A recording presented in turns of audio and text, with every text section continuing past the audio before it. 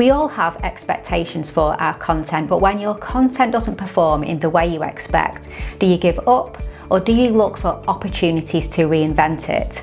Now, I'm sharing the story of how one underperforming piece of content surpassed everyone's expectations and became a cultural phenomenon with millions of listeners and die-hard fans worldwide. This is the second instalment of our It Started With Content case study series, all about the power of content. The stories that I'm sharing look at how the act of creating just one piece of content can grow into something truly spectacular. It'll also be looking at what sets the content and the creator apart and what we can learn from this journey. Now, if you're a comedy fan or a podcast listener, you might have heard of the cult podcast, My Dad Wrote a Porno. Now, it sounds worse than it is. Don't worry, I'm not about to start talking about porn. It's actually a comedy podcast where three friends discuss an erotic novel written by one of their dads.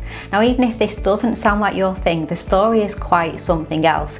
It's top podcast charts for several years. It's consistently been in the top 10 Apple Podcast charts for comedy podcasts. It's 33rd in the overall Apple Podcast charts right now, and it really is hilarious.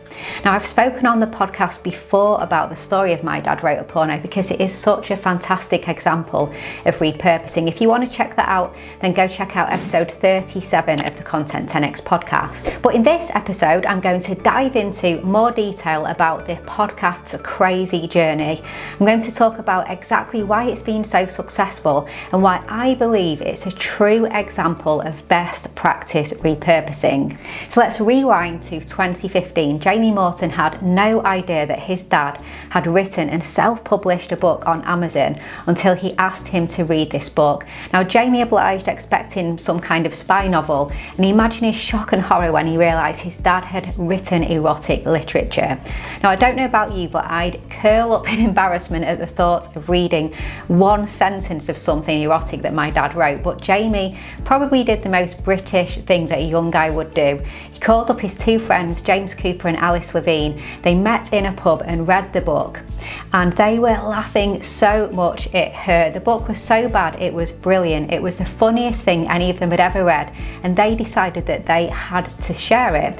So with an eye for repurposing, they decided whilst it was never going to be a best-selling book, they'd repurpose it, and they started a comedy podcast. Now, they started by repurposing the book one hilarious chapter at a time into 30-minute podcast episodes.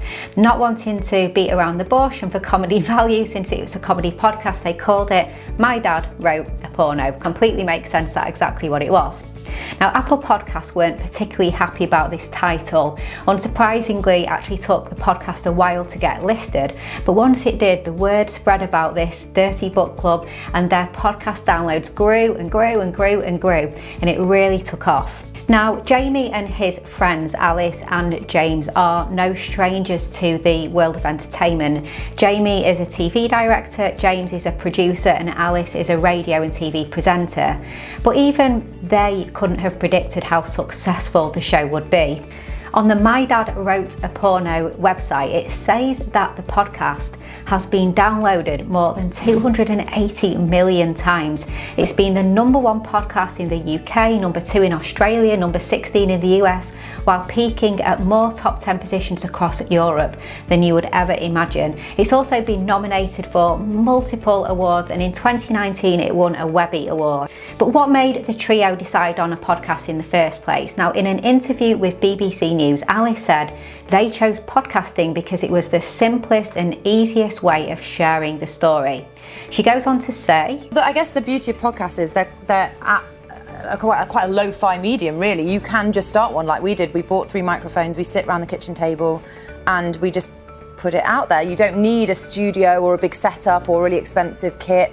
And then, yeah, it's kind of grown and grown, and I think because it's quite an intimate medium as well, it doesn't need to be the slick production that perhaps a TV show would be, or even a radio show. It's a different format altogether. As the podcast following grew, so did the ways that Jamie, James and Alice engage with their audience.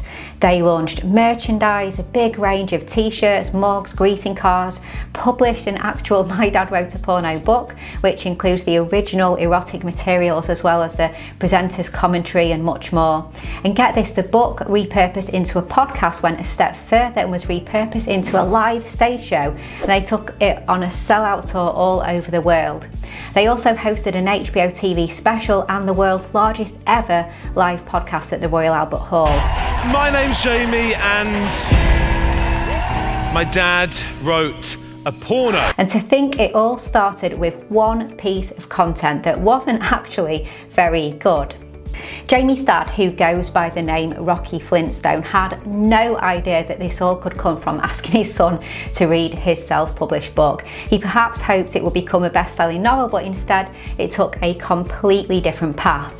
And when Jamie first read the book, it had only been downloaded 3 times on Amazon, and now millions and millions of people have heard this wacky, hilarious tale that was written in a garden shed.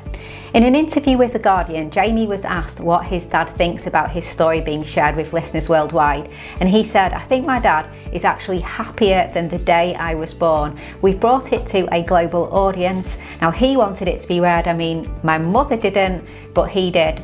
And what's more, Rocky is still writing. That original piece of content has spurred even more books, whether Jamie likes it or not, which of course he does, since it's the fuel that has taken his career in a completely different direction. The trio record a new season for every book, and so far they recorded 5 seasons. And for their stage shows, they use Rocky's lost chapters, so it doesn't overlap with the podcast too much.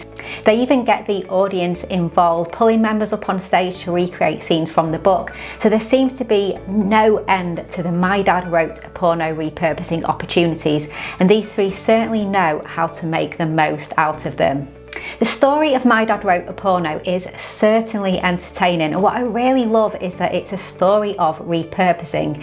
It's a story of being able to see the potential in content and being able to think creatively and work out that content can be so much more, but maybe it needs to take a new life. The format might not be quite right, maybe the packaging isn't quite right, but there's something there. So if we just think about it, how many of us really know what opportunities might come from our content? Now, I'm not suggesting you go out there and create deliberately bad content or you try your hand at erotic fiction, but I do think that by considering your repurposing opportunities, your content could grow into something you never expected in ways you never ever anticipated.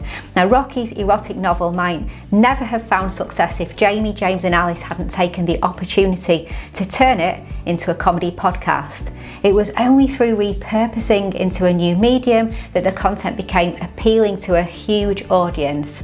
Now, I say this a lot, but repurposing is as much a mindset thing as it is a marketing approach. You need to be able to view content with repurposing in mind.